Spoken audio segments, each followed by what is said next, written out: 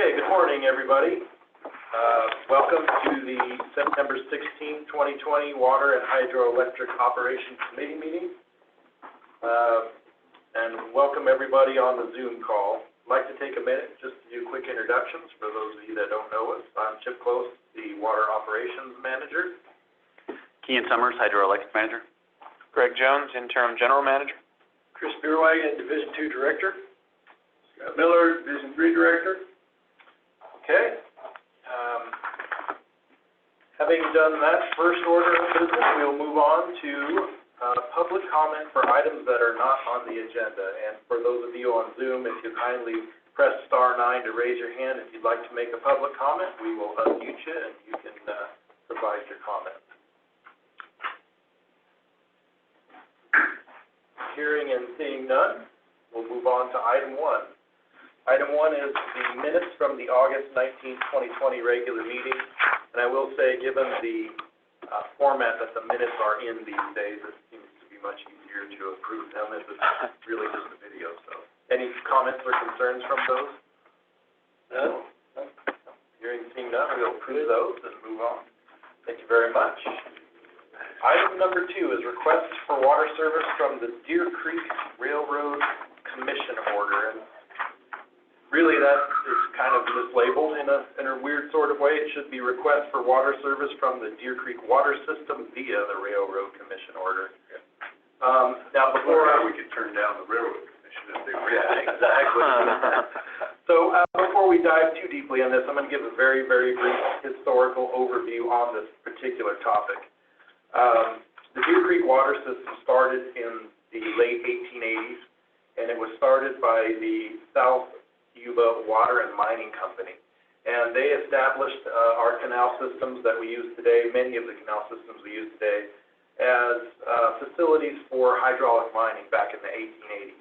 In fact, they became one of the largest companies around with over 200 miles of canals back in the day.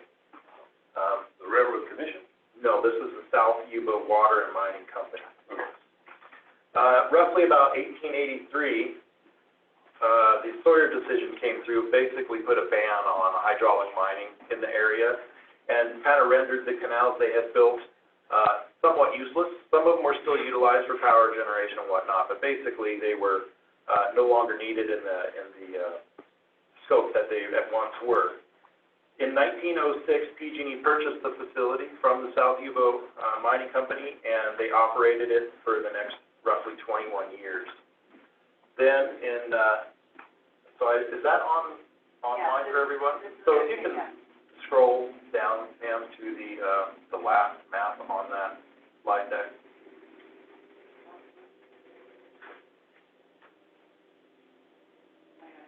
Okay. So then in 1927, the district purchased the Deer Creek Water System from Pacific Gas and Electric Company. The purchase agreement included all facilities, water rights, and items used by PG&E at the time of acquisition. As part of that transaction, the Railroad Commission, who was the regulatory authority on water at the time, ordered that the district provide service for properties that could have reasonably been served from the system conveyed at the time of purchase in 1927 in perpetuity. So in other words, all the parcels that could have been served from this historic canal at the time we bought it, we have an obligation to serve them, whether they're in our district or not. So, Chip, I'm confused about the relationship to South Yuba Canal and what you're talking about. So what did we get if we didn't get the South Yuba Canal? That's my question. Great question. So I just like the history about this. It's naming, right? So the Deer Creek Water System includes the South Yuba Canal, the Cascade Canal, all those facilities. It's a global purchase. We purchased many, many facilities. In fact, this map, and I know it's nearly impossible to read because it's so small, but the map that's up on the screen now shows all the facilities we bought from PG&E in 1927, and that includes the Cascade, there's a whole list of the canals there. The Cascade, the Cement Hill, the Grass Valley, the Red Hill, Snow Mountain, Alta Reservoir, Cement Hill, Red Hill, Sugarloaf. The South Yuba Canal itself remained PG&E because they had a powerhouse on it. Right. A big powerhouse. Okay. That explains it. And soon to become ours, hopefully. Yes. rounded out. 100 years. We're gonna finish this off. Evolution takes a long time. And there has to be selective pressure, That's right. literally. Okay, so with that, the district over the years has had many requests for water service in that Cascade Shores area from the Cascade Canal. And staff has always had to adjudicate these based on the somewhat vague language in the Railroad Commission order that could have potentially been served from the Cascade Canal in 1927. The way we've done that is we've always made the delineation of service based on the potential historic canal location and the elevation of the canal at the time, because in 1927, it was rather difficult to pump water over a hill. Not saying they didn't do it, I'm saying they did it, but it was expensive, and the general public was not doing that. You have to feed the mules. Yeah. So following this theory, outside district parcels located uphill of the historic canal were denied service, while downhill parcels with the potential for a gravity flow have always been offered service via the Railroad Commission order. And I will also state that the Deer Creek system itself was a water system that was not only for mining, but also for consumptive for human use. So the Railroad Commission order states that anyone who could potentially be served from that system in 1927 should have access to a 5/8 treated water meter or 1 miner's inch of service. And that's how we've done it through the district's Railroad Commission order policy. Now, these are outside of the district boundaries? That's correct. That's the case here? That is correct, that's correct. So maybe an example of a RCO area of the district right now is? Well, there are multiples. Down in Independent Valley. I'm just going to see if I don't Isn't that have why we do Smartsville? Smartsville. Yes, so there is the Excelsior RCO, the Deer Creek System RCO, and the Gold Hill RCO. The Gold Hill RCO is the North Auburn area, and includes down around Big Hill and all of that. The other one, the Excelsior RCO, is the Smartsville area and includes outside district around Smartsville. Okay. This particular area around Cascade Shores, we recently explored annexing this area in. And the reason being is that many of our facilities travel through these exterior boundaries of the district, and we thought these folks really do need water service, and it would be nice to incorporate them into the boundaries, especially seeing as our pipes and facilities go right through their property. We progressed quite a ways on that, and then unfortunately had some real challenges with the annexation process, and it's been backburnered for a while, for lack of better terms. It's going to take some time to get that done, and when I say some time, it's years. So, Can I just interrupt? Yeah, In terms of the annexation process, we actually were looking, if you recall, a couple years ago, we were looking to expand the district boundaries to include the whole Cascade Shores area as a district boundary. So we weren't just looking to annex this section of Cascade Shores. We were looking to expand the district boundaries in order to then service this area as in-district service customers. And do we have capacity and pressure to go up there already? yeah, I will get to that here in a little bit, but yes, and thank you for that, Yeah. Greg, I appreciate that. So, given that the sphere of influence change and the boundary did not move forward, it's been backburnered, we've had 2 customers in the area, Mr. Pay and Mr. Wilkinson, who have been continually asking us for water over the years, and have since, have per each request, unfortunately been denied based on the analysis of where their properties lie. So, with that, I can walk you through a little bit. Maybe I ought to back up a little bit, and Pam, if you can go maybe to the very first map. Yeah, right there, zoom in on that guy.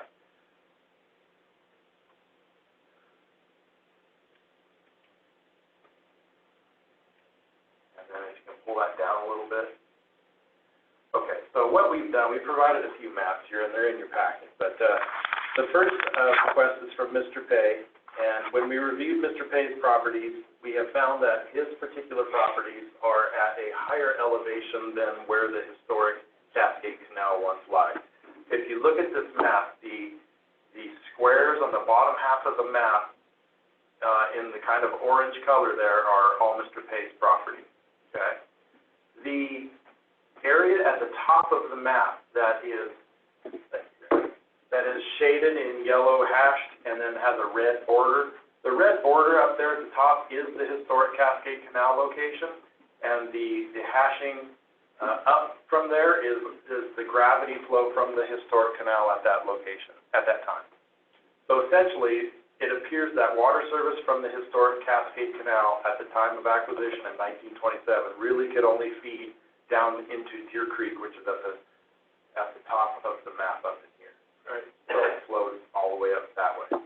Mr. Pay's properties are all down through here, and it looks like the historic flow at the time did not reach his property.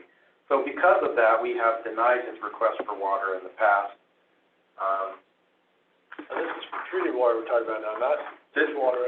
Either or. Either so or. they just want Doesn't water, matter. period. But Okay. I do believe Mr. Pay is interested in receiving treated water as well. Okay, It so looks like a long ways away, like over the hill or something. it is definitely over the hill, and if we scroll down to the next map, there you go. All right there, let's hold there for a second. This particular map basically is the same footprint of the map above, but what you're going to see is we turned on the topography line. Yeah. You're going to see this blue, black, and orange line running down the map from the top towards the bottom. That denotes the ridge line. That is basically a barrier for the canal system. Mr. Wilkinson has been very diligent in trying to get water to his property and has done some digging to try to determine where the historic canals were. And he has found that back in 1880, the Cascade Canal system actually had a little jog down this little valley here. This is that red line that does basically a U-turn, heads back up. So historically, in 1880, the Cascade Canal apparently went down here and fed these hydraulic mining sites. Right. So his theory on all that is, well, that means that the canal actually did go to a lower elevation and could have potentially served his property. So again, the Pay properties are these big orange squares. Wilkinson's property is right here in the lighter colored yellow bottom left of the map. Is that blue line right there, which ditch is that? So what we've drawn here is the blue line is the topography to show the elevation at which that Cascade Canal diverted off. So anything above that line we could not have served via gravity. But what you can see is that it basically transects Wilkinson and Pay's property. Right.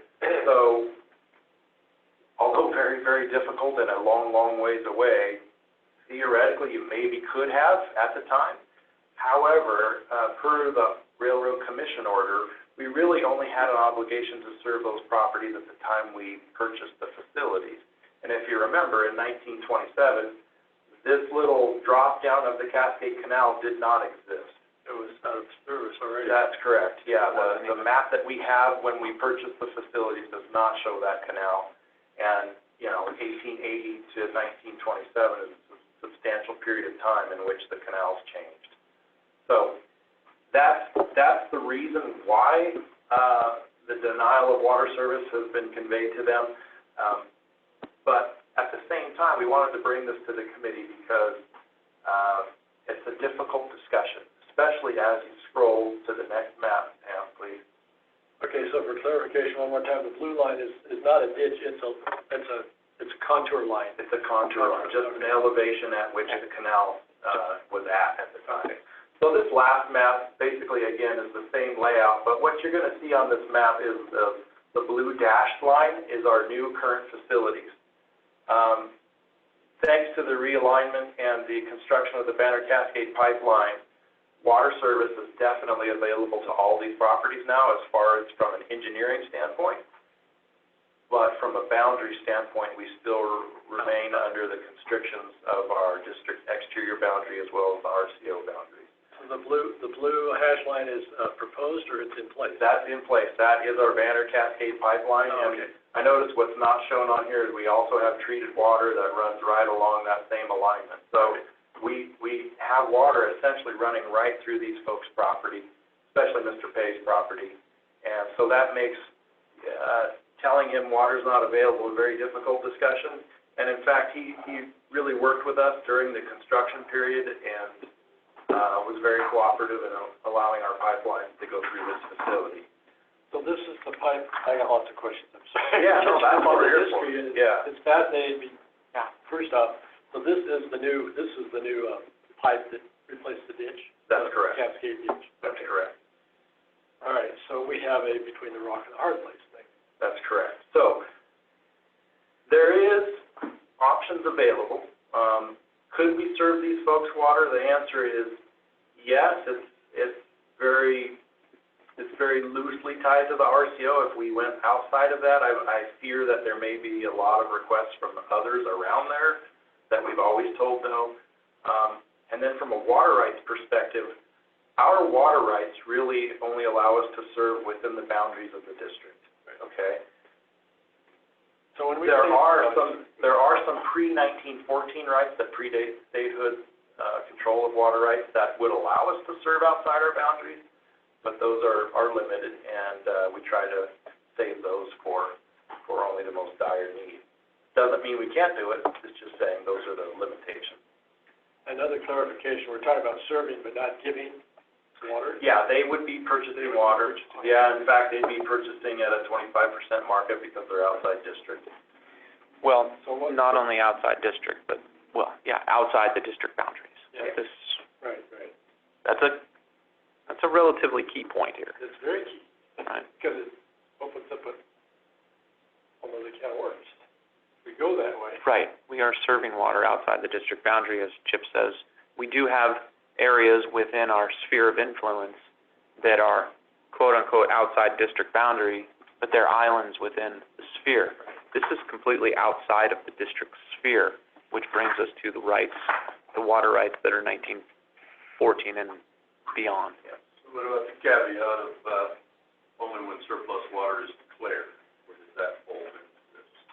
So, because they would be Interruptible, in other words. Yes, correct. So because they are classified as a railroad commission order customer, they would not be interruptible service. They would not be considered surplus. They would be obligated to serve per the railroad commission order. If they're defined as, Yes, correct. If they're not defined as that, we cannot provide them service. The district put a moratorium on any new outside district customer service. correct. Right. And that is in place today. Correct. Yeah, that happened in 2005. So that brings us back to the annexation challenge. So the annexation, I think, is still on the district's goal list, but it's just a long ways out. And one of the biggest challenges with the change of the sphere of influence and the annexation is that you must also change your water rights to mirror that. And we have been working on changing our water rights for some cleanup items for the last 10 years, and we just cannot gain traction through the state. And so that's challenge one. Challenge two is we have a bunch of other things on the table that we have to get done before the sphere of influence can move forward. So it's going to be multiple years before we get that done. So Chip, would it be safe to say that the discussion here revolves around whether or not this committee, I guess, believes that this could have been served by the Cascade Canal at the point of which, when NID took over the facility, thereby it falls under the RCO commission or not? Yeah, I think really what we're here for is that staff has already denied service to these folks. They were trying to escalate this to see if we could get another opinion and another look at it, which I can appreciate. And so I brought this to committee to throw it all out on the table and get your guys' get you at least up to speed on the topic, and we'll go from there. One side caveat is I think Mr. Pay has an interest in subdividing and getting some more development up in that area. So his interest for water is more than just raw. I think it is treated as well. So with that, The application is for which? excuse me? The application for us? He has not filled out any official application. He's just verbally asked multiple times now for water service to the area. Either one is what, I think he has the an open-endedness of that. Yeah, I think he really has an interest in both. Certainly, Mr. Wilkinson is working on a raw water line down to his property. And I think some of that infrastructure has already been installed in anticipation of getting water from NID. We've been So they looking have at, a lot invested in this. we've been looking at this for how long? Uh, We've been working with them and have legal opinion on this as Yeah. well. Back in 2010, actually, and I think some of Decade. it's even older than that. Yeah. It's been a challenging topic for us, and I do feel for them because the infrastructure, like I said, goes right through their property. Right. But based on the rules and regs that have been put before us, we've always had to deny service. So, outside, what's the status with Cascade Shores? Are they in the, how does that work? Cascade Shores subdivision itself is within the district's boundary. Okay. And This is all off Lower Rica treatment plant? this is off the Elizabeth George treatment plant. George. Where is it? It's off the map. No, again, not my neighborhood. Yeah. It's up on the, south side of Scotts Flat, halfway up the lake, or, I mean, I know it's not on the lake, but we serve down to Cascade Shores. So essentially where Where is he, George? Elizabeth George would be on the left-hand side of the map as Oh. you look at it. It's downhill from all this. We pump back up the hill to water's get to coming up Cascade Shores. still. Correct. Oh, I just had it, again, that's what. That was my other question ago. There was a treatment plant. That's correct. There you go. Yeah. That's when we were doing the We Lower Cascade. decommissioned that. Temporarily, boom, but then we hooked in, so now George is pushing it up. That's correct. I, Yes, yes. that makes a big difference. Yeah. So, I did invite Mr. Pay and Mr. Wilkinson, to the meeting. Hopefully they are participating, and, I'll, open it up for your guys' questions if you have any more, and then I can reach out to them to get their input, assuming they're in the meeting. Those are mine. Okay. Okay. With that, I'd like to open it up for, public comment, and, certainly Mr. Wilkinson, Mr. Pay, if you're there and you'd like to make a comment, now is the time. Just press star 9 on your phone. Do you see them as participants? Yeah, they're on the top. They're at the top, And they're there's not. John Payne. They're there.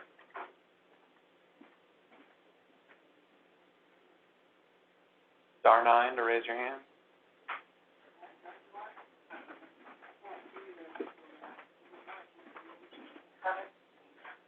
Oh, there we go. Yeah, there we go. There we go. Okay, Mr. Wilkinson, I believe you've been unmuted. Let's give it a shot. Yeah, hey guys. So I'm sitting here with John Pay in my kitchen, and we're following along the presentation. I think you portrayed it fairly accurately. From my perspective, you know, I opened up my file here, and it was the 11th of October 2011. We were at the WHO meeting, the hydrology meeting, having the same topic here. And I think, you know, from my perspective, I would like to see the map you drew. To me, it doesn't quite correlate with where I thought that this ditch that I had subsequently discovered at Haley and Bilheimer's office. They have a magnificent map of the county, and that's where I first came across this additional ditch. And John Pay kindly took me on a tour of his property and showed me the evidence of the ditches, which, you know, we believe, you know, connect together. So I would like to look at that and understand the topology that you're looking at. But in either area here, I mean, we have a growing need in this area. As you know, we are in an even worse state with fire protection. You know, I'd like to do things on my property that would require, you know, access to water. We're obviously all concerned about, you know, wells going wrong, contamination, etc. So there is a huge need. I understand that you guys are, you know, trying to sort of work within, you know, the rules and requirements. But I think the biggest thing for us is it's been so tantalizingly close. You know, we've endured our roads being turned into construction sites with tie cart ripping up everything. We've been teased with actually having outlets placed on the treated water lines. And I think, Chip, you might have made the comment, you're exactly right.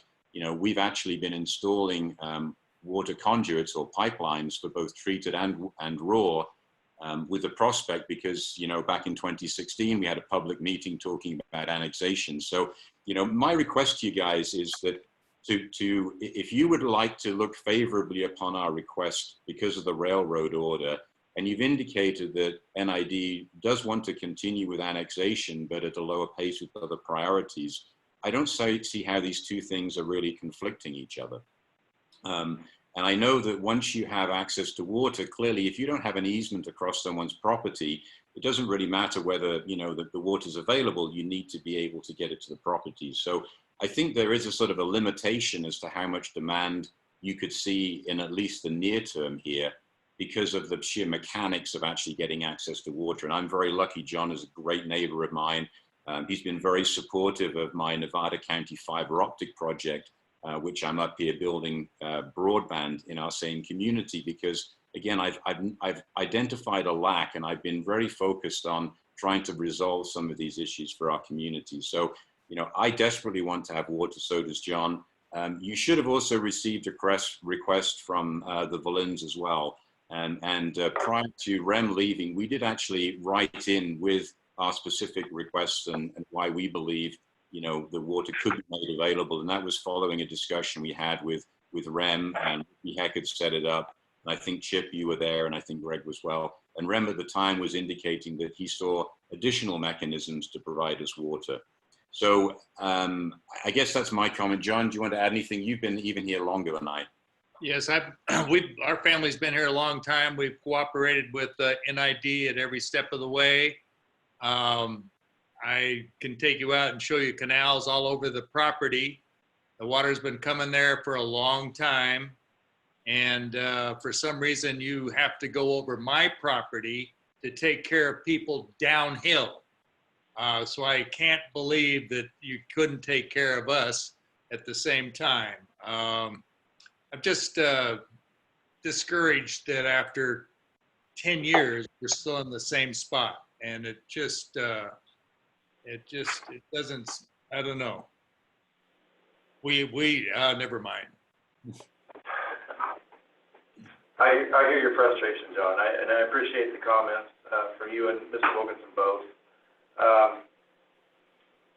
So one of the many alternatives that staff has looked at is that we have the potential to serve water down to Greenhorn Creek, which essentially is what the district was going to encapsulate in its sphere of influence annexation process. If we potentially opened that service area up to this RCO, because RCO, let's be honest, is rather gray. I mean, it was 1927. Nobody knows exactly where those facilities lie or if these maps are 100% correct.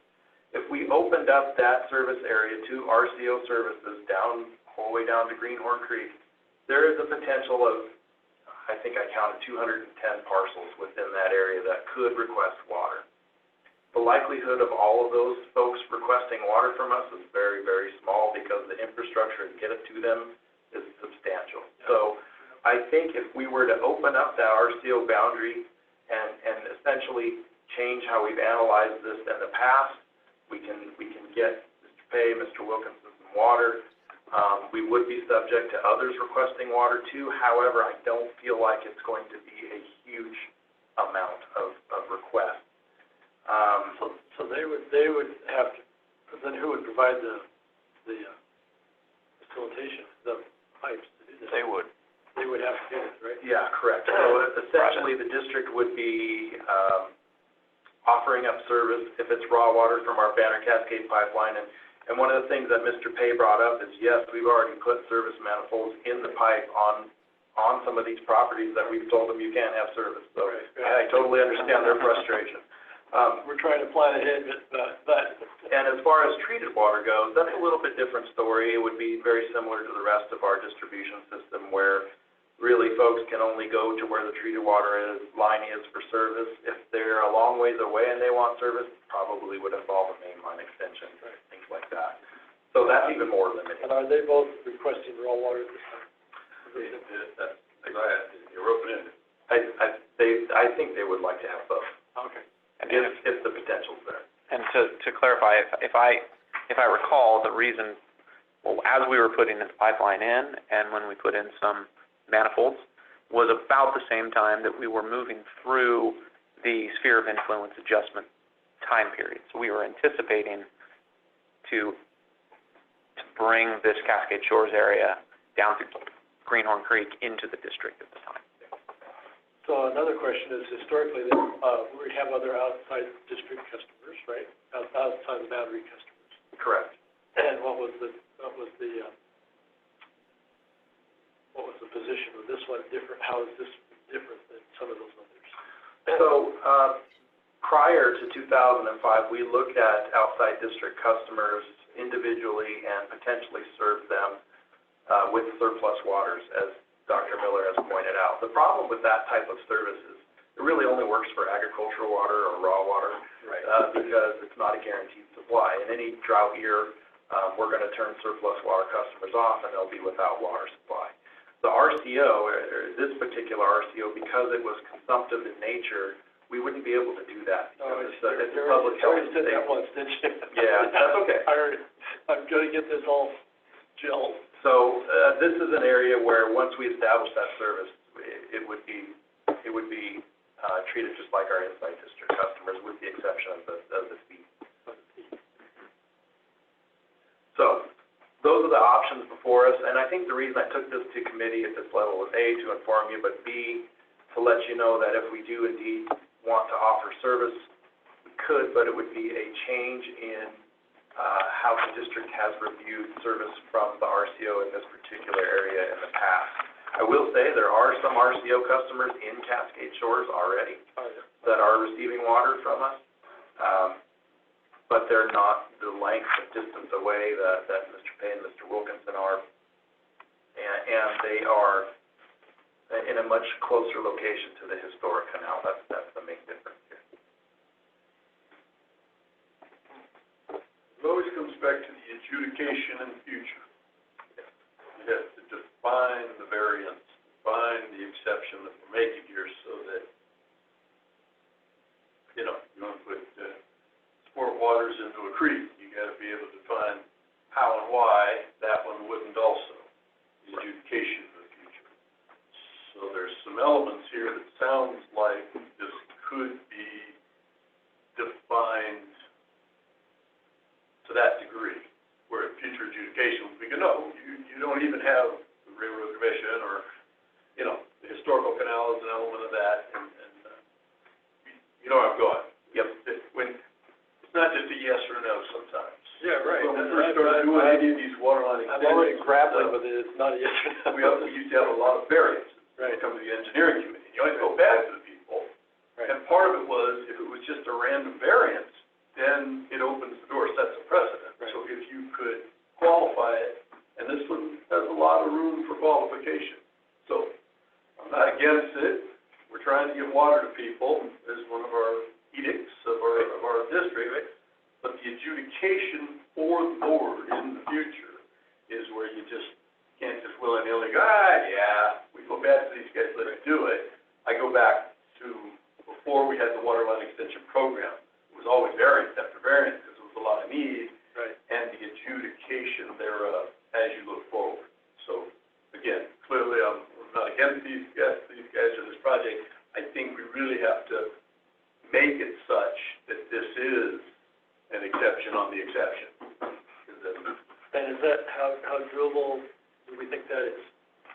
Well, What he's talking about? And it's a legal word. If it's word, I would have to go home and look up. What's that, adjudication? Adjudication. Well, that's what we do at We do, when a variance comes to you, you make a judgment. make a judgment. Right, board. We're So making it- it would come to the committee with the board on it, so you adjudicate, you decide yes or no, which we're basically being asked here today a little bit, right? Not that it's the ultimate, but that's the term, it's just a common parlance, adjudication. So you make a decision. It's the caveat of, okay, so you said yes there, how is this one different? And how is that one different on down the line? Okay. So you gotta be a little protective in the decision. And it's the definition of the variance. Well, why these guys and not everybody else? And there's a lot of fertile ground there, I think, in this historical review. Right. So I Right. came in thinking, well, this is a no-brainer. No, but actually I liked your presentation and I hear these fellows talk. And I do too. I think that's where we would work this, is come up with a defined variance that allows them, and not just everybody else throughout everywhere. I'm not talking even just this neighborhood, it's just you always have to be, Right. how does it get adjudicated in the future? So you find a little caveat, the Railroad Commission order is already a piece of that. The historical canal, these guys found that old map, da-da-da-da-da. These are all components of where you can really then keep it regulated or throttled, is all. I mean, we want people to get water, but again, this is outside the district. Right. So that's a huge bag of worms. And then, yeah, so I appreciate that input, and I will say you hear what I'm saying? I do, Yeah, I do. I'll talk. And the RCO decision itself actually has the grayness right into it, and their gauge of serviceability is reasonably serviced from the canal at the time. Well, that's very gray in itself. And you don't want to be arguing that word with Right. people in the future. Right. Whose mind is reasonable? Right, exactly. And reasonable in 1927 is different than reasonable today, right? And that's So- what we would define in some sort of a favorable finding, is we're defining it based on reasonable, and here's why the district. So you really have to elaborate with the idea that you could exclude, but I mean, it is an exclusionary protection, right? These guys really are special cases, and that's the variance. So the variance now is used in a much better way with the water line extensions, for lack of another word, but it used to be really critical that you were doing a variance. So use it as a good thing to increase the number of people and stuff now, variance property, but way back, we're going back to 2005 and stuff. Right on. So one more question about RCO, our commission. RCO? Yes. So that pertains to, historically, the sections of land, they were sections, if I understand this right, and then there's private property. How does that map look around here? So basically, the RCO areas, the Gold Hill RCO, the Deer Creek RCO, and the Excelsior RCO are all facilities that we purchased from somebody else. Okay. And when we purchased those facilities, it came with an obligation to serve them water, Okay. even if they're not within our district. All right. Yeah. Smartsville. Smartsville Classic one, example of Smartsville. Yep. Why are we serving Smartsville? RCO, Yeah. Okay. different neighborhood. And all right.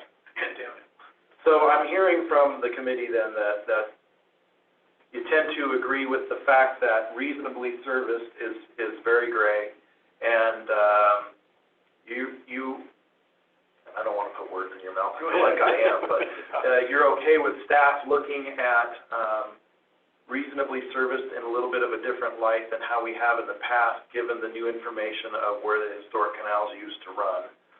And we're going to explore that a little bit further with Mr. Pay and Mr. Wilkinson. I will say, I'm sure it's going to come with quite a few other folks who are interested in service in the area. And I think the very hard cutoff for the district needs to be within that same area that we were exploring the sphere of influence expansion to. In other words, we wouldn't want to go anywhere beyond Deer Creek, Greenhorn Creek. We wouldn't want to open up service to somebody who's, 15 miles away, because that's just not reasonably serviced. Right. Again, this is going to be gray, but this is the area in which we're forced to play. Reasonable service was what flows downhill, right? Yeah, exactly. Well, and to what length? I think, How far downhill do you go? yeah, I'm not sure how much input the LAFCO has in this. I'm assuming that there would be a conversation with them regarding this, because that's pretty much where our sphere of influence expansion stopped, was with the LAFCO process. And so that was looking at future demand for this section, this Greenhorn Creek sort of slice of the territory. So anyway, just want to make sure that I think that's part of this review and conversation as well. Okay, so, yes, The water, go ahead. Yes to the words you put in my mouth. the water for E. George comes from Scott's Flat. Comes from the Cascade Canal, Cascade. above Scotts Flat. Deer Creek. That's the Deer Creek, and we do have constraints on the volume of water. Again, back to the 40,000 foot level, Yeah.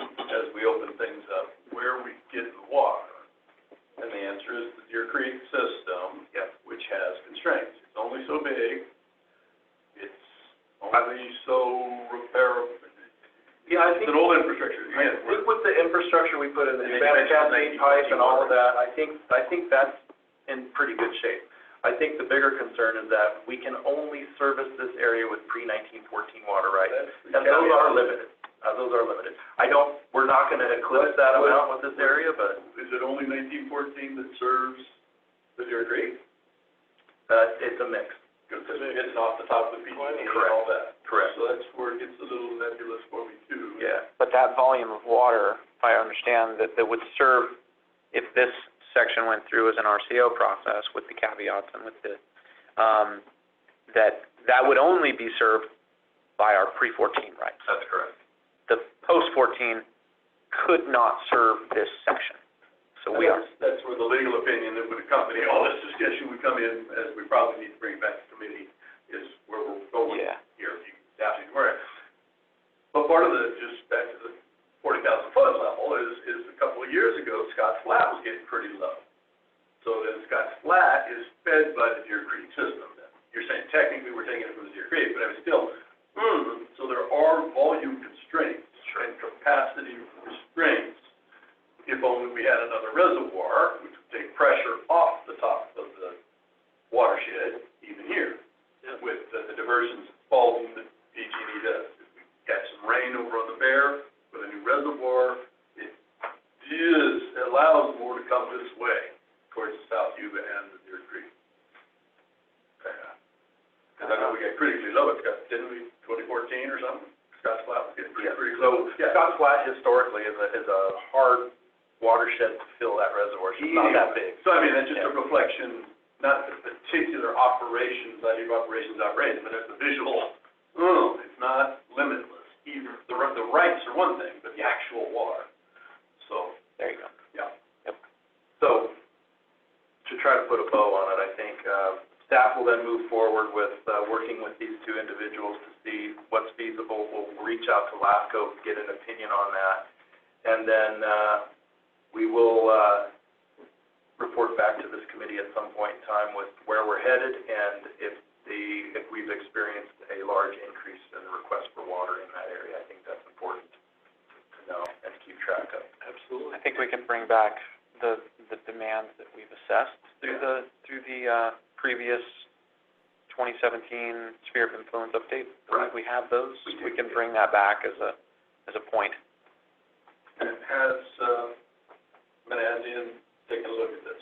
Or They Dustin did. and Andy or whatever, but. Yes, so legal counsel did review this, and it was very specific. It was service to one parcel of Mr. Pay's, and they were of the opinion that reasonably serviced from the canal in 1927 was probably not the case to his property. That was that's what was in the package. So I mean, they need to be looped in at some point. No, we don't need to just run legal costs while we're working this up. Sure. But as it polishes, we need to revisit that. So we're actually going a little bit against legal advice. And that's it. I came into this going, sounds like it's uphill, it wasn't gonna work. But actually, like I say, I'm softening quite a bit here, but we need to make it right. And again, that legal aspect of how do you use the decision in the future. Yeah, Okay, I think that's pretty well said. thank you for that. So we have some more homework. We'll dive into it. We'll report back when we get a little more progress. So it may not be the next time that we've had legal review it, we catch some traction, then the next time after that or something. Sure thing. Yeah, before we go too far. Yeah, I want to get there. Just definitely revisit it, and how to Box it book in. it, box it in, Box yeah, it in. bracket it, we want to keep our authority. Yeah, Fair enough. yeah. All right. Thank you. Is that fair for you guys? Yeah, so first off, a thank you to the committee for putting this on the agenda and having such a great presentation. Director Miller, thank you for your positive outlook and your open-mindedness to thinking about, how you can meet the needs of NID and the customers. I really appreciate your perspective on this morning. And Chip, as ever, I'm a great collaborator. I'm a great believer in what NID does, and you have my full attention and John's to help to collaborate with you, to do any legwork. I know that you guys are stretched thin, you have a million things to do. So anything that we can do to help you in this process, just feel free to reach out. So thank you once again, committee, appreciate it. Thank you very, very much. This is John Pay. I thought we were going to get the vote there, and I knew how I was going to vote, but we could put it off until we have more information. All right, thank you, gentlemen, appreciate your time this morning. We'll sign off and let you get on to your next topics. Thank you, guys. Thank you very much. Well, any other public comments on this topic? Again, star 9 to raise your hand. All right, hearing and seeing none, we will close item 2 and move on to item 3.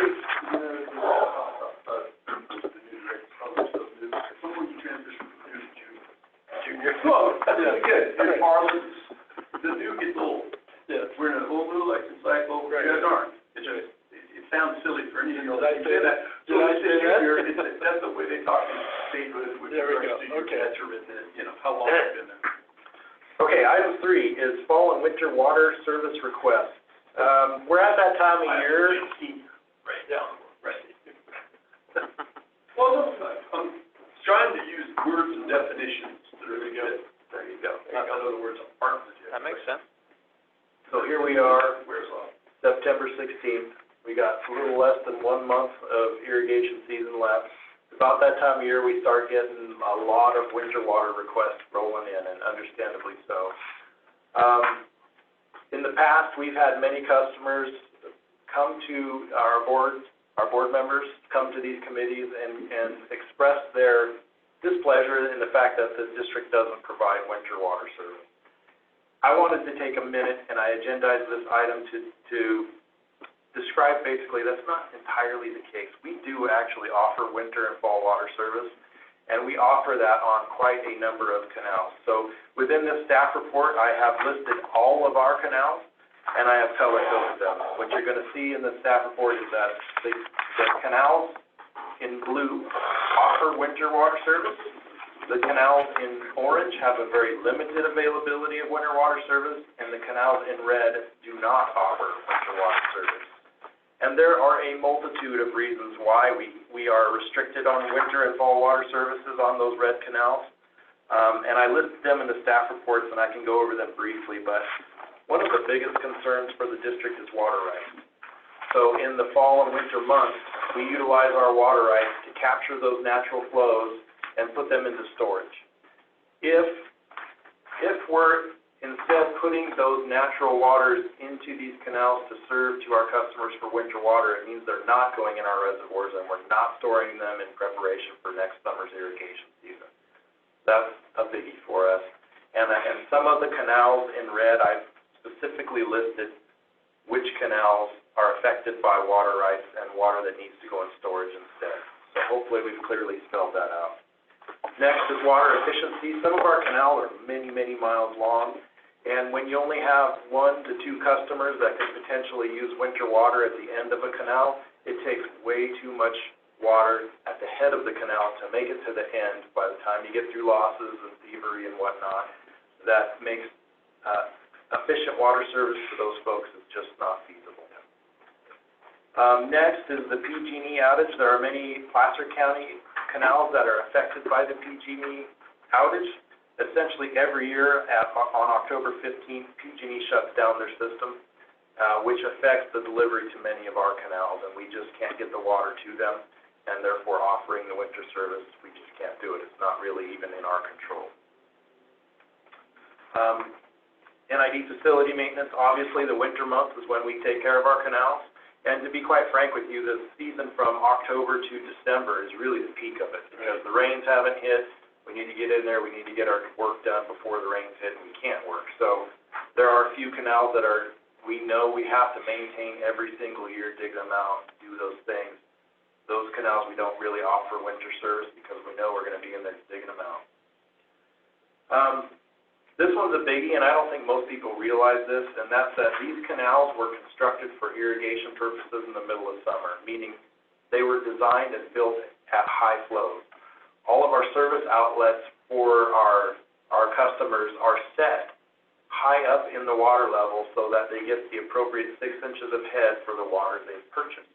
Now, in the winter months, when we cut those flows back, those orifice plates that were at the exact right height are now high and dry. They're not even in the water. Into the box. Exactly. So in order to get them serviced, we have to construct checks or dams at nearly every winter service box, which I'm not saying is not doable, but it is a huge labor-intensive process, A. And B, when winter storms roll in, we'd have to go in and gut these checks and canals, dams essentially, so that the winter storms can pass and the flows won't back up on these. And or change out your And let that, orifice plate. and let that do that. Yeah, that's another item, is that we would also then have to change and reorifice every single box along the canal. Very labor-intensive and very costly, especially for the small amount of customers who would be requesting this. Winter storms, we kind of just covered that. But basically, any facilities that we are importing waters into during a winter storm, we have to shut the entire system down, gut the canal. When I say gut the canal, what we do is we go along every inch of the canal and we pull the side spills out to the checks. We pull them all out the spillways so that all the natural flows can go out the natural waterways, doesn't remain in our canals, and that's how we prevent any flooding or damage to our facilities. If we're operating more and more of these canals in the winter months, it's just more and more labor involved to get out there and manage these facilities during a storm event. Natural waterways, many of our conveyances actually utilize short sections of the natural waterway. Putting imported water into these natural waterways during the winter months when a storm is rolling in is not a good idea. Generally, these natural waterways need all the capacity available during a storm event so that they don't flood themselves. Having our waters mixed in there when a storm event is rolling in is not a good idea, and we cannot just turn on and off the switch on these canal systems. When you have 500 miles of conveyances, it takes days to turn it on and off. And I don't think most people understand that. So that makes those operations a real challenge. So those are some of the challenges we're up against, but again, I wanted to really highlight the fact that there are very specific reasons why on certain canals we say it's not available. If we can do this at all, we try to offer it. And I think the spreadsheet does show we're probably somewhere north of 50-50 where we actually do offer service where we can. Director Miller. Your last points here with the runoff. I believe, in the last several years, we're trying to address and create a policy with regards to, we had several, you get these atmospheric rivers now, right? We had these big deluges of water, and we were getting overtopping and claim, and wasn't one of the solutions is where we, and I'm asking literally, don't we have policy along these lines, where if we can empty them, we do empty them, so that we can totally say our water wasn't in there, because we were starting to get a lot of these claims. So, didn't we create, and was it through engineering, or was it through who? Because, we always bounce around the different committees. You know what I'm talking about? I do. Stormwater policy. Stormwater policy, thank you. So we do have such, and that's relatively new. Yes, we have the stormwater policy, and we also have a stormwater action plan. Yeah, So okay. essentially, when we see a forecasted event coming in and we're seeing roughly 3 inches of rain or more, it's all hands on deck. We pool all the operations staff, we pool all the maintenance staff together, and we go hit all these canals and we pull all the spills, all the checks, shut off all the heads. Do it, open it up. Yep. So again, doesn't that kind of behoove our, it's kind of a minor point here at the end, but actually a big point, I think, with regards to Exactly. keeping some of the, I guess, the redwoods, Yes. or keeping them red. Exactly. But I mean, so it's not like willy-nilly, we just don't want to, but I mean, literally, we were doing the claims, we were hitting bam. Every board meeting, there was like 3 new claims, everybody was, We just and had added one. us for the water. Had one recently. And like Chip says, it's practice. Right, so I mean, we involved these stormwater policy. Yeah. Right. We get rid of the stormwater as quick as we possibly can out of our spills. Right. So Into that the natural has water. interface into this discussion, is also highlighted. Yeah, absolutely. That's what I tried to capture through the winter storms bullet in the staff report, as well as the natural waterways, that both touch on that. But that is why, one of the other reasons why we're restricted on some of these facilities. So another rock, between the rock and the hard place thing, isn't it? Well, it's changed in the climate. Well, We know it comes, right. it's different. And the It challenge used to be is- one way, now things are just The different. challenge is, Yeah, some years, yeah. October, I can remember not too far back when we had big rains in October, right? So Yeah. it's not a problem, right? During football season, yeah. Now it's Yeah. drought scenario, and people, how many, as a aside, and you probably don't have numbers, but what's the request for people that are in the red zone? Are there more in those than there are, because in the blue, they can buy water, right? Yes, so, So there's that one too, they don't think they should have to pay for it, it's just extend the season, right? yeah, well, and that's a great question. We don't necessarily track the ones in blue because we just turn them on. Right, We just turn Thank on. you very much, here you go. Sell- I can get a count for you on how many we offer the Well, I was service to, but, trying to rub the crystal ball and look forward to climate change, and you mentioned water rights, that was a new one for me coming into this job, that's an issue, and I had no clue how that worked in the winter, and storing water, and oh, wow, that makes it more, and so then I'm leaning to Dr. Miller's suggestion that a lot of this could be solved with another reservoir, right on. right? A lot of this challenge could be mitigated that way. So that's a plus for that discussion. So, because we've heard this last fall, it was dry last fall. It was. Really, and when have we seen a fall that was that dry? How many, we don't know what we're looking at going forward with climate change. We have a dry fall, and then come December, we get this ocean river, atmospheric river. We do, and I'll tell you, some of the requests we've had, and they're decent, they're very difficult to implement, is, a lot of folks ask us to be flexible on the season. We're pretty hard and clear that it's, April to October, Right. mid-month. But just as many people as we get in the fall, we get roughly the same amount of people in the spring, if it's dry and hot in the Right, spring, yeah. saying, man, you need to turn us on early, because I need to seed out, and the weather's hot, I need some water. So we're put in that pinch where if we decide to be flexible with the season, how do you make that determination? And then, again, it starts to affect your water rights and all these other variables. So, And there's enough variables in here to make your head spin. yeah, well, and that's why I think the way we have operated the system is the best for efficiency and keeping costs down and preserving water rights. That's the whole point and why we operate the way we do. I know that probably doesn't make some of our customers happy. A lot of folks really want this fall water for fire protection, and I totally get it, given the climate we're in. But service to some of these canals is difficult, if not impossible. So I know there's some folks in here. I invited Dan to listen along. Dan Macon. He was probably some others that would like to provide some comments. So we'll open it up to the public comment. Informational update. Dan, Really all it Dan is. was there. Gone now. Well, I think it's good to get it, be preemptive with that information, so that we can then say, here's a whole bunch of reasons, right? Well, yeah, I think what And they're valid. the community doesn't quite always understand They the don't. complexities of Right. the system, the 500 plus miles, Right. the multiple days it takes to manage, the labor intensity that it does, if we were to utilize some system where all of these turn blue. And see, I didn't even know until I was here that I could buy fall or spring water. I don't know if we offer spring water, but fall water Yes. on a purchase basis on a wet canal. Right. Okay, well that's If you're on this list. if you're on this list, yeah. Yep. Yeah, so we offer quite a bit. I mean, we offer the salt water, winter water, and we also offer demand water if the canal's blue and already wet.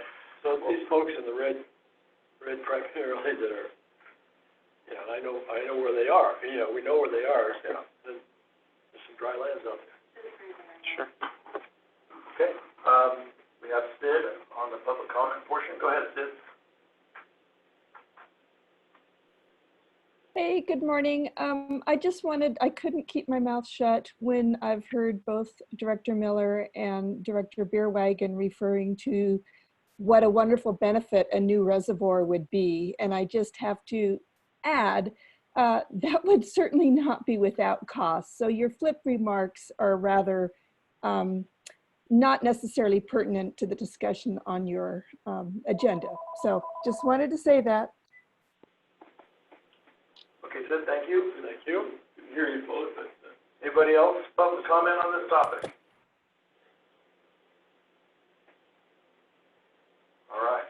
Well, hearing seeing none, really this was just informational. I'd like to perfect this list a little bit more and maybe make it available to those folks that are requesting water and send it out to them, so they're a little more informed when they do. Great educational tool to have. Yeah, I mean, it's tough to hear no, but if you hear no along with the reasons why, maybe it makes it a little more palatable. I don't know. We'll try. Thank you, Chip. Welcome. Yep, very good.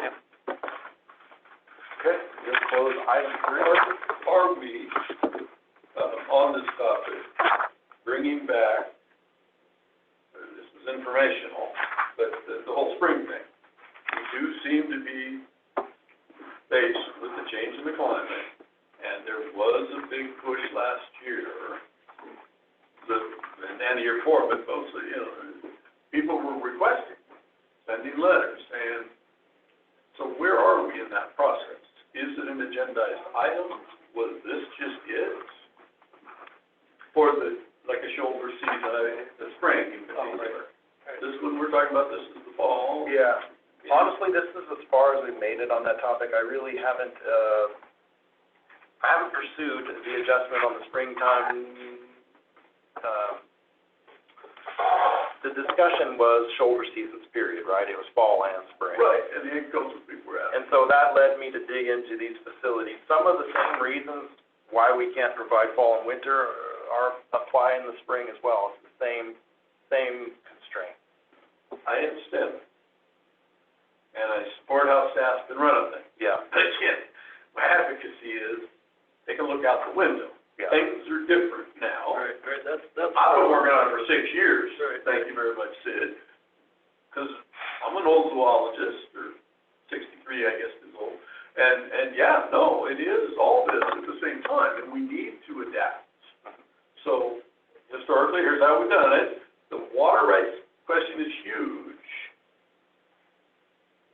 So that's where maybe in the spring, we have a little different caveat, or a little different opportunity. Yeah, we can To explore try that. and hear the constituents, the people out there, because, I don't know, I got half a dozen letters or something last year, which from no letters most years, all the years, and all of a sudden you're getting people writing, hey, what can you do? And I feel like it was the spring, Yeah. as much as this. Do we track how many people call and when we say no? If they're in a red canal, is there a tracking system? Well, we touch base with them each individually, so I don't know if we're keeping a list, but we certainly will from here on out. I'll dig into, if we have that. Might be worth looking into seeing if there's a trajectory in which canal that might be. I mean, maybe it's not the totality of all the canals, but maybe there's 1 or 3 canals in red that have some elevated list of interest. Right. I don't know. That's a good point. Yeah. What's funny is, Good point, see the Mason on there, which was on moratorium until recently, and now they want winter water. I get Yeah. it, they've been starving Yeah. for water. Yeah. But, so yes, all that, so can we bring this back with that, give you a chance to detail some of it and bring Sure. it back to November or January in anticipation of the requests in the spring, so we can be working on something. We can look into that, and we can look into the limitations for the How we springtime. recycle it. And again, not to find out how we could deny it, but actually, what are our opportunities to expand it? How might, again, let's not Right. bookends and things, but Sure. can we work? Because there was a request to the people, Uh-huh. you were getting them as well, Right. it's district-wide, so just to revisit a committee, not with a commitment, but how might we? And Yeah. here's the numbers, we might, so what Ron Nelson used to do was the old, when we could do a pilot. So if we found an area where there really was a high concentration, Right. we could explore it. And the pilot is, you're not making a policy yet, but we do it, and then we see, is it manageable? Have our old ways not been crippled by doing something new? But, I mean, that's the adaptation. So if we can not just close it and move on, I'm sorry to, put this on you with work, but if we could bring it back somewhere, January, December, before the season, so that we could actually then noodle on it and say, well, maybe here, because here's where the big or these two areas or something where we really have a big population, we could explore. And staff says, well, maybe we could do this. That's how we got the water lines too. Staff told us how we would do it. Yeah, the people have the request, got that. I'm going it, but then you guys kind of noodle on it, and then, like we were talking about the word variance, how, wow, staff came up with that. It's amazing. You got a whole other concentric circle of people that changed the denominator and drove down the cost. Apples and oranges in this discussion. I'm just asking that we bring it back as a, does that make sense? I hear you. Yeah, that's my Yeah. request. Oh, yeah. I don't know how we title it. Yeah. I got a few ideas already, and we've already explored some of this. Excellent. I know you I'll do bring an it back. amazing job. Yeah. Yes, sir. Yeah, we can do that, January-ish. Yeah. It gives, what do you think? Gives enough time to put something together, look at some history, and then if we have a operational change for the spring in a percentage of space, maybe there's an opportunity to think about that. Yeah, so, yeah, by January, it's pretty much, yeah, you pretty much got to do it by You got January, time. be realistic in executing. My question, is there a plan to present this to You got the full board? I think this is, Well, but we just passed at this level. no, I meant this is very informational, as Oh. far as, here's when the requests come to, We got to get through our budget. Again, I would say yes, but let's get through the January revisit. Let's do our tooling and work. I mean, I know it's staff doing work, but I mean, that's what I'm kind of saying here, not to keep it from anybody, but to actually, yeah, and get in big discussion just like we're having here, and well, the plan is, so let's actually, that's how the committees can work. right. And then you get to a point where we actually can offer something to the board, and then, whoa, then they can straw. And that's why you don't do it in March, because you gotta have time for the, I we have was to create I was the just straw. thinking of the educational component of this report. Well, we're certainly gonna have fall requests here in the next month and two. They've already been rolling in. We've already started them, and so other board members are It having, would be synopsized in the general manager's report. We had the other day in committee, or we've been getting requests. We're looking at it. It actually, we don't have a policy that allows us to do it, and that was reviewed at committee level. However, we're gonna bring it back in January with a possibility of opening up in the spring. Change. Because this is already, it's not happening now. No, I don't disagree with that process or that idea. I Yeah. was just suggesting that other board members would be, as I was benefited from seeing this list, having the ammunition yep. and saying, this is the policy, right? Yeah, and it lives on the website. I mean, we can, I'll mention it. I think that's a great suggestion in the GM report, and And it's we can bring it back. Through the minutes. I mean, and Right. highlight it, they can go read it, and there it is. We don't have to re-present it.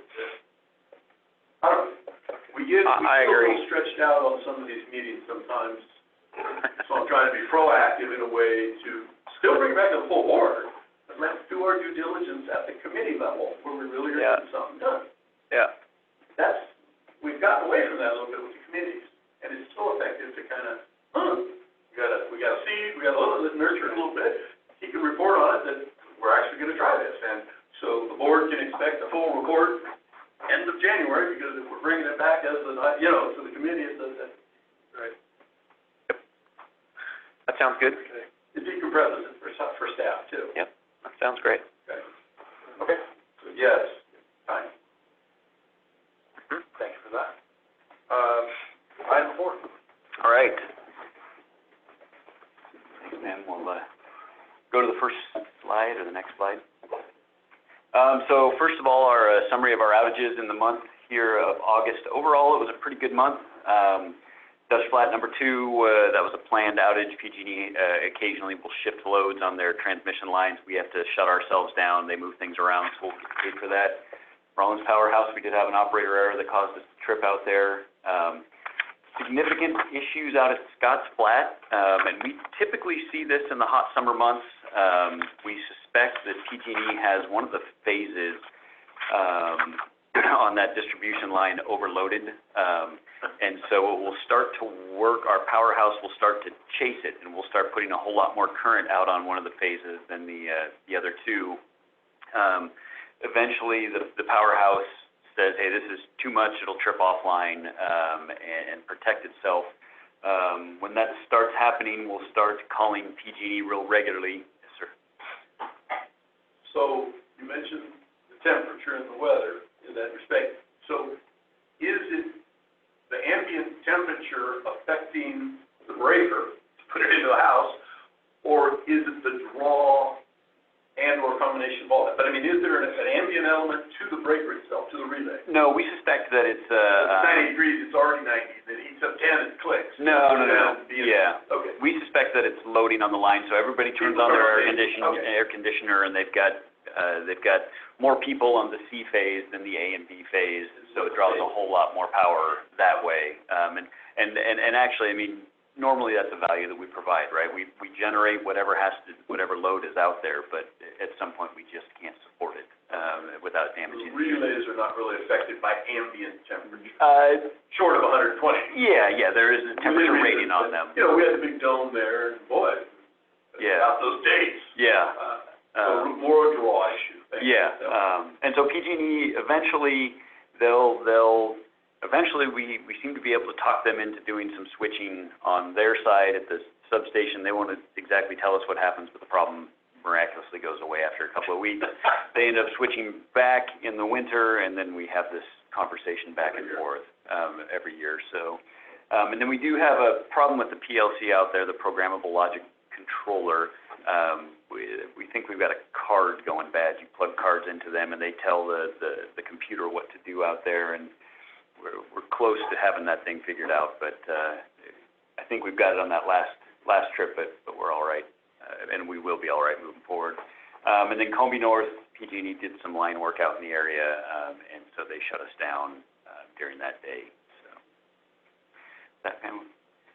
So our key performance indicators, we're starting to get a little bit of overlap on these, which I think is good. We can start to see where we are and figure out a little bit more about where we want to be. These are the weekly dam inspections. Our goal is to get out to each one of the dams weekly. Our requirement is that we get out there monthly. We have met all of our requirements in terms of getting out there monthly, and are doing pretty darn well, I think, on the weekly dam inspections. I think that's solid. Typically, it's the upper division dams that can get a little bit harder to get to this time of the, or every week. So, so more data and more on that to come. Next slide. So we don't have much overlap yet on our linear facility inspections, but I'm not real happy with our June and July numbers. We need to look into that. The linear facilities are our transmission line. It's all of our canals, including the South Yuba Canal at this point. We're just not getting eyes on those facilities enough. I think it's important that we get out there at least monthly and see each one of these facilities, figure out where the leaks are, and make sure that the damage is, that we're not damaging something. So this is something that we're going to try and work on over the next couple of months and get out there a whole lot more. So next slide. We do prioritize our powerhouse inspections to make sure we get out there every day, and as you can see, we do really well on that. So we are hitting that priority well. Next slide. So what have we been working on in the last month or so here? We have set up the new SCADA access for NCPA at the Combi South powerhouse, and so what this means is that in the future, NCPA will be able to see a whole lot more detail on what the powerhouse is doing, and they'll also be able to shut it down remotely, which is valuable. They can't start it remotely, but shutting it down is a big step. We've been working hard on the Deer Creek powerhouse and making sure that we're ready to go online as soon as that happens, and there is no revised date or when that could happen. There's been very little movement on it in the past 6 months at the FERC level, which is where we're still hung up. So we'll just have to see how that comes along, but we will be ready to take over that powerhouse day one and operate it and see it. We replaced the walk bridge at Texas Creek. This was damaged in some of the higher snows a couple of years ago. It kind of started to push it down the hill, so we Band-Aided it a year or so ago, and then have finally replaced it at this point. 2 or 3 years ago, we installed a nitrogen generator at the Bowman Powerhouse, and that's, we have a nitrogen blanket on the top of our governor out there. No, it's to keep the pressure there, and it's dry, so it doesn't mix with the oil. So you put a nitrogen blanket on it. We also have nitrogen blankets on a lot of our transformers. Hydraulic issue. Gas driving, you're saying. Gas keeping the oil where it needs to be. Which then is a. Yeah. Huh.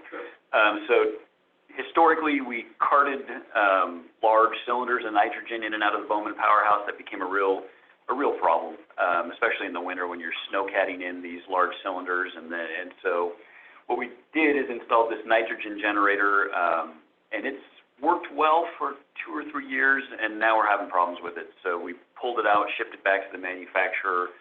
They've been great on their service for it, so I'm confident we'll get that worked out and get it working again. But it's been a problem out there. During our normal annual outage at Combe South, we identified a problem with the number 3 turbine shutoff valve. So we repaired that. That was in-house, which is nice. We didn't have to ship that out and have that dealt with. We've been focusing on our dam safety checkoff list. So anything that was on an inspection last year that needs to get fixed this year was a focus here in July and August. Took care of most of that. Actually, DSOD is out in the field today doing their annual inspections with our dam safety folks. So more to come on that. And then Monday, well actually Sunday afternoon, started our annual outages. So we'll roll from Chicago Park to Dutch Flat number 2 to Rollins over the next 2 months. This is an extraordinarily busy time of the year for the hydro side of the house. The crews will shift to 6 10-hour days for the next 3 weeks, and do everything that they need to do while these powerhouses are shut down in that couple of week period.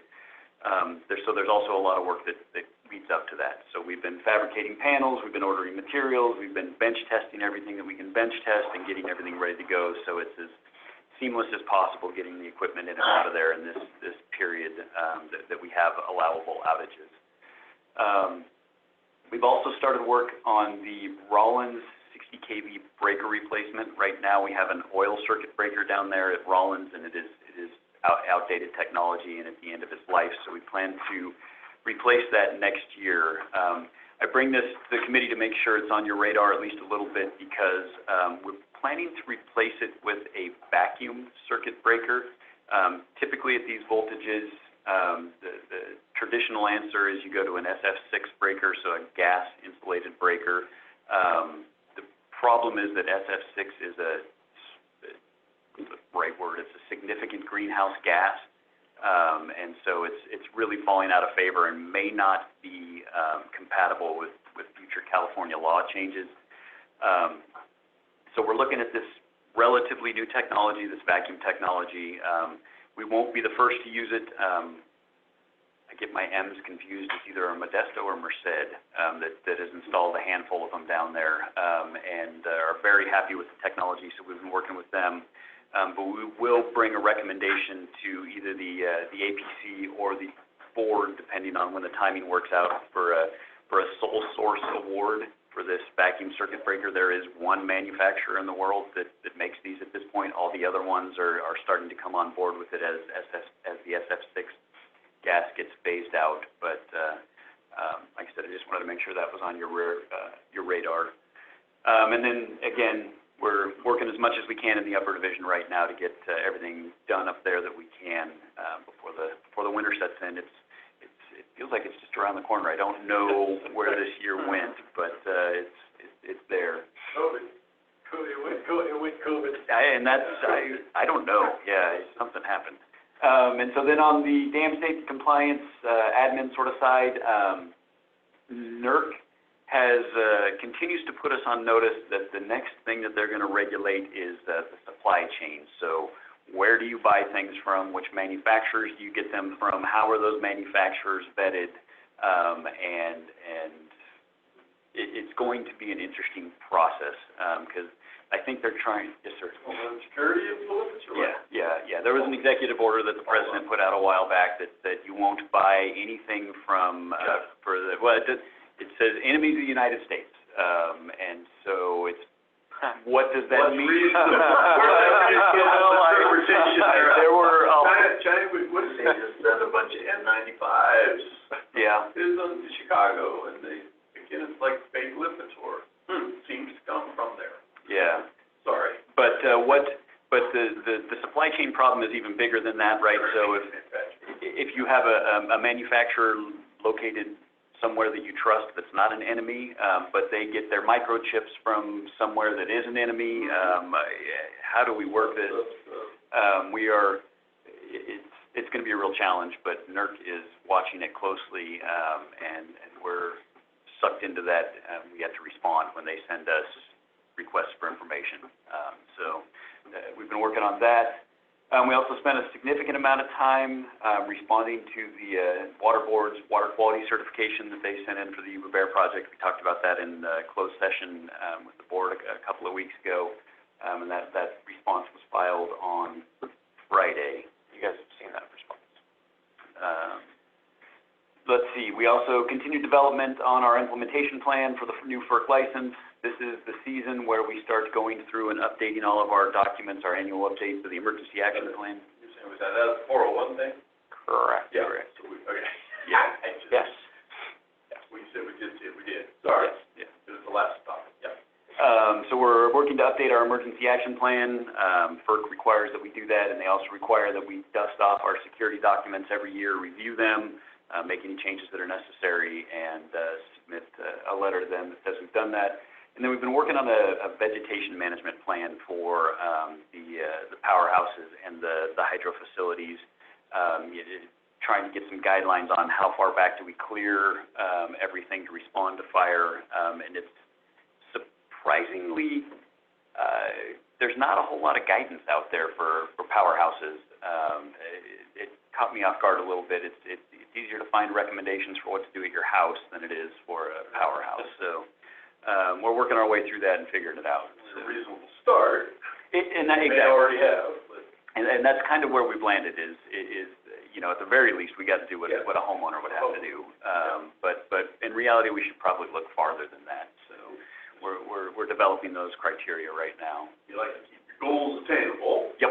So if you're able to do the whatever 100-foot, 300-foot thing, that's achievable too. In the meantime, Yeah. It's set a goal later. It makes it a little bit more difficult as we have, as you start to reach out from some of our facilities, you're on private property, and without a law behind you to go after something, then it's not quite as easy to do.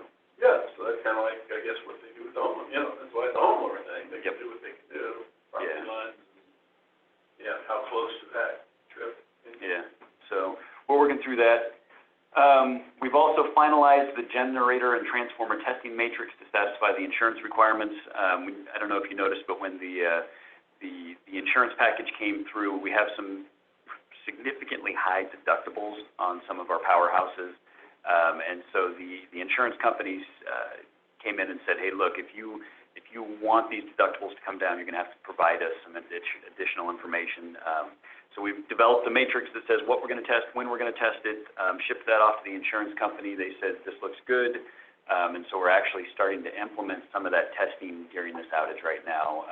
Next week, we'll have a specialty contractor out at Dutch Flat number 2 to do some significant generator testing out there to prove that these generators are in the condition that we say they're in. And then at that point, we expect that deductibles will come down in the insurance. We've already had success out of the Bowman Powerhouse.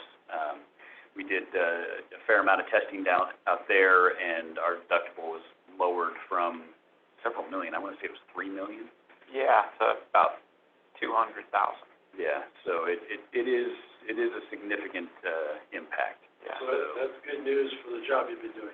Yeah, I think it speaks well, right? I mean, it is. We believe we've been doing our job. It's always good to have the data to back that up. So. And it kind of goes back to the fact that that the insurance we had before wasn't really specific to powerhouses and Right. power facilities, and now we are kind of playing with the big boys, so to speak. Yep. And there's sort of stepping our game up that much more, which is good for the district in the long term. It's a little bit of a budgetary hit early on, but I think we'll get there. Yeah, the expanded testing that we're doing at Dutch Flat and Rollins this year is on the order of $40,000 a powerhouse. So it is not an insignificant cost. Fortunately, we only have to do that every 6 years, that level of testing. We've also made some investments in improved testing equipment of our own. And so we'll be able to do the 1 and 3 year testing all in-house now that we have that piece of equipment. And then every 6 years, we'll have this expanded testing requirement where we will have to bring somebody in. So I think that's the end of my update. On your last bullet there. Yeah. I think, the Hay Press Corporation is looking for work in the area. I guess as an update to that, Hay Press was sold. They What? No longer closed session. Still, no, it's public record. They filed it with FERC today, actually. The Oh. notification went into FERC that they found a buyer. So we have promised, well, beyond our agenda here, but, so that may be a good thing. I think it's, honestly, I think It may be it's operational. about the best way that this thing could have ended. Cool. We had, the buyer is, private? they do own, it's a private company, but they do own other powerhouses. Be operational. So it is not it's not the local hardware store owner that wants to try his hand at power generation. It is somebody that knows what they're doing. I've met them at conferences and other meetings in the past, and they've seemed reasonable. We've had a couple of conversations with them, and they want to make this thing work. So I think it was a long process, but a very good outcome. And actually, I heard from Aurora. Your budget may be de-injured a little bit. Yes, and then that's what I was going to say. Your update, yes. Yeah, I heard from Aurora that they paid everything that they owe us, even. So we got the $170,000 check in the mail. So, yep, so it They're a real deal. really is helping your budgetary line. Cool. It was a big deal. Hey, all right. We were close to a real problem, and we managed to Interesting, damn. pull it out of the fire. We were used as a, I it happened. think that's certainly a possibility. I spent significant amounts of time teaching them how to make this thing work, hooking them up with people that would buy the power. There was a lot of effort that went into making this thing work. So, Excellent. yeah. Glad I got a win for you. It was a Yeah, win. that's great. You just, that's good news. That, I'll hand it off to you, Chip, for item 5. All right, thank you. So they're not looking for work. They're out of it. Yeah. To the right. There you go. Back east. Yeah. Give it a minute here, go full screen, okay. All right. So here we are, our typical WHO committee update on water supply, and this is a riveting slide that shows nothing has happened. We still remain at zero. I find it amazing how close it is to the 214 line. Well, so, Every year. I feel like this is gonna change in the near future, and I'm with Ian, I feel like winter is knocking on the door, and I keep my fingers crossed, but nothing to report on this guy so far. The 8 to 14 day outlook shows that our temperature forecast is going to be above average for the next 2 weeks. I don't think that's super shocking. I will say that I think the smoke was actually cool, kept the temperatures a little lower than they anticipated, which, as much as I don't like breathing it, I appreciate the cooler temperature. The 8 to 14 day precipitation outlook is, your guess is as good as theirs apparently. We're in the gray, and it's 50-50 of whether it's gonna be normal or, So really nothing to say, but I will say, you do see some precipitation moving into the northern coastal areas, which is a good sign that patterns are starting to change, and we're looking forward to that. It's 10 days, 14, it's 14 day, yeah. They need it too. And they could really use some water on those fires Yeah. out there. And that's a good week. So the next few slides are a review of the California Drought Monitor. As you can see, this one is back in May. You can see that the Nevada County and most of Placer County was in the moderate drought category. Go ahead and advance that. And And then moving into June, things really didn't change a whole bunch. July, I don't have, but August you can see a change. And then, let's see, the latest one, September, that's really where the big movement has occurred. They're really starting to envelope Nevada County and putting us in that severe drought category. From the district's perspective, our water supplies are pretty good, but you can see that the messaging for the state is going to start changing here pretty soon if we don't have a decent winter. That's kind of the review of all this. What does that all mean? Well, district, as I mentioned, our reservoir storage is at 193,916 acre feet, which is 102% of our 7-year average. So we're doing pretty well in storage, and that's the one thing that we try to focus on. I will say though, can you go to the next slide, Pam?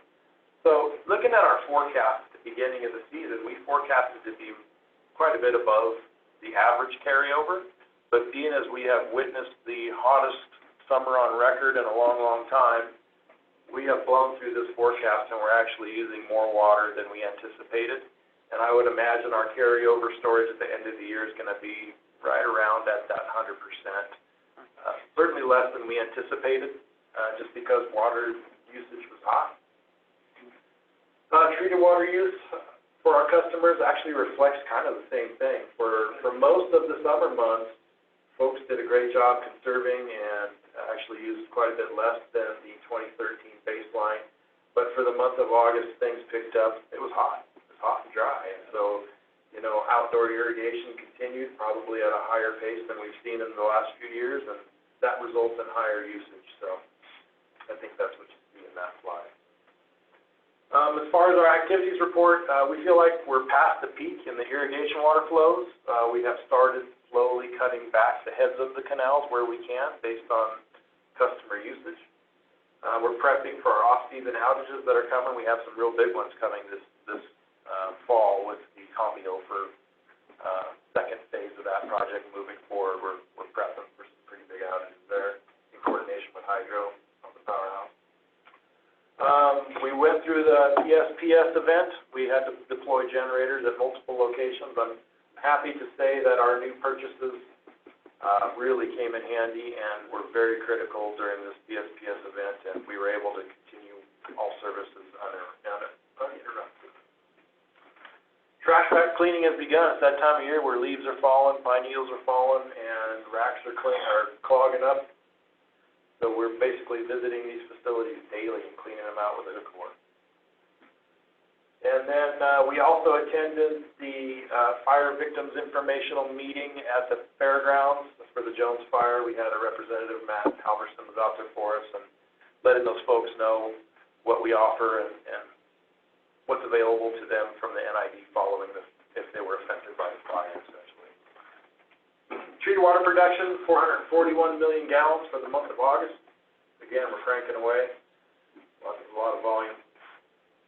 Sampling, it's that time of year where we do our general mineral and inorganic sampling at all our treatment facilities. It's an annual sampling we do, and it helps to inform the consumer confidence report that comes out at the beginning of next year. We're also continuing with our cryptosporidium sampling. We're almost done. A few more months left of that. So far, the sampling has gone very well, and we have very low levels of cryptosporidium, which is great. All of our annual state water reports are done. Our water quality laboratory certification has been submitted to the state. We're very fortunate to have our own water quality lab down at North Auburn. Most water agencies farm that out. I do like the fact that we have that at our fingertips, and it provides water quality testing results much faster than had we farmed all of that out. And that's very important when something goes south in the system. You want to be able to sample it right away. Campground shutdown plan, again, it's that time of year where the campgrounds are going to start winding down. The county regulatory agencies want us to submit shutdown plans every year, so we're working on that. And then we're working on a contract for the removal of the lime silo at the Lake Wildwood treatment plant. Water resources, water rights, so we're still waiting on a response from the State Water Resources Control Board as to whether they're gonna credit us back our $150,000 for the fees we felt like we shouldn't be subject to. We haven't heard a response, but I can tell you, just yesterday, they met and increased water rights fees again, so it just continues. The regulatory fees are just a little bit out of control. We continue to cross-train our hydrographers, and and I just touched on the water rights rate increase. Customer service, online bill payment continues. It continues to grow. That is an older number. I'll try to update you guys next time on how many folks are utilizing the online bill payment option. We purchased a boatload of cellular endpoints, and this is so that we can start moving forward again on converting our old radio read meters to cellular meters. I'm really excited about that. I think it's a very useful tool, not only for our customer service agents, but also for all of our customers. They can call us in real time to see if they've got a leak, if they fixed their leak, all those kinds of things. It's a great tool, and COVID kind of put a halt to it for a little while, but we're moving forward again. And then the COVID fee forgiveness continues on at about $1,500 a week. I don't know how much longer we need to continue that policy. It started off at the direction of the governor. He really hasn't looped back around and followed up with any of those regulations. I think at some point in time we might have to get a little more proactive here and see where the state is at in their regulations, and then review starting to go back to normal in that whole process. $1,500 a week, what's being taken advantage of by people, or is just, I don't understand. Are you saying that people aren't using it, or they are using it? Or No, what I'm saying is that there's fees for having late bills, not paying your bills, things like that. Those were waived. Just those fees that we're waiving during this time period are somewhere in the neighborhood of about $1,500 a week. Oh, that is the actual translated, take that back to the numbers. Otherwise- Yes, you do the math and figure out how many customers. Correct, you got it. I wasn't sure what Yeah, that we're was. not receiving $1,500 a week. So we're That still we doing, otherwise would have been penalized. Right. right, and we're still doing the work of updating the accounts and doing all of that. There's a cost to all that, so. Again, with the math, is it $10 per head or $50 per head? So it's 300 people, or is it 150 people? I don't have I the just count, yeah. rent, our late fees. I mean, is it only like $10? It depends on The the, percentage of the bill, right? Percentage of the bill. So it could vary. okay. I'll get No, you, I was curious what Yeah. that represents. I'll get you a little more detail for next time. But Break it down for you. I think that kind of goes back to the, But that gets back to us answering your question of stopping the forgiveness. Yeah. You gotta see how many people are really in that, yeah. Right, and, you know, we did it in the spirit of, it's a good effort. I mean, it was a tough time. When we come out of that tough time, I'm not real sure at this point in time. It's so gray, and many of the counties, like Placer County, for instance, has now said the COVID event is over. I So- believe it's part of our emergency declaration that the district It was. imposed There was no in meetings last March. May. Yeah. So there's a number of things that we imposed within that emergency declaration.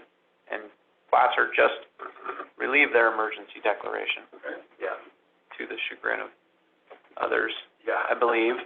We'll see where that goes, but it's part of something that probably should be thought about. A little more detail on the numbers. Yeah, And the only reason I put it in there is that, a reminder that we need to keep a pulse on yeah. how that's progressing and when we should lighten that emergency declaration. We're also conducting dispatcher interviews, so that's good, and we need some more support there. We're short-staffed. Electrical, again, they were busy with the PSPS event.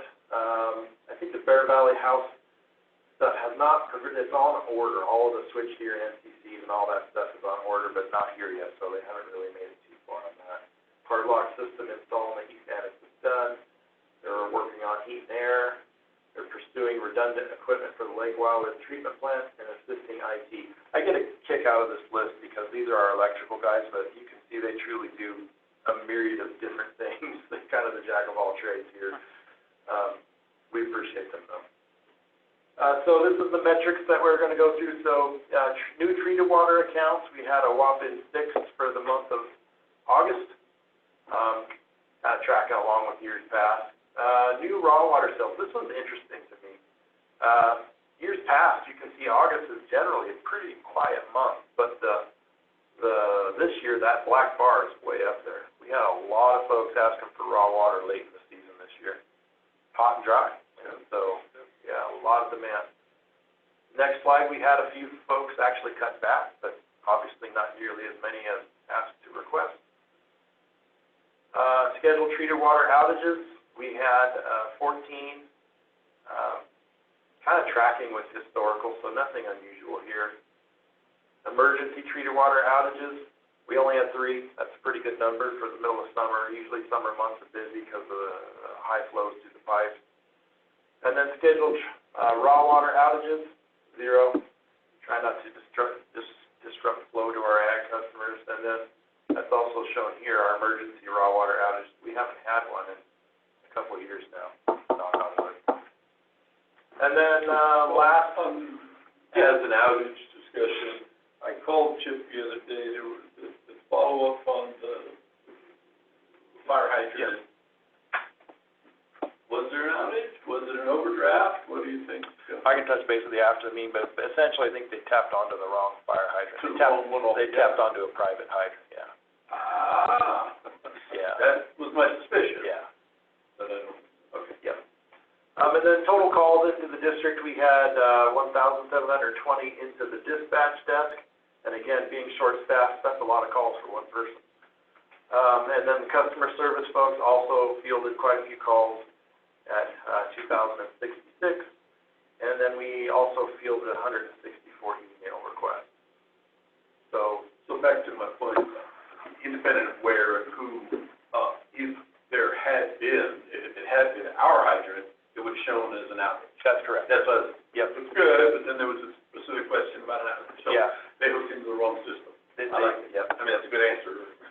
Yeah, we sent crews out, they tested the hydrants in the area, they all functioned properly. We got a photo of a private hydrant that is actually right next to an NID sign. And so I can see why somebody would think, Cistern or something, yeah, it's what it is, an old fire storage tank, Okay. that's what it was. which in the 80s were popular.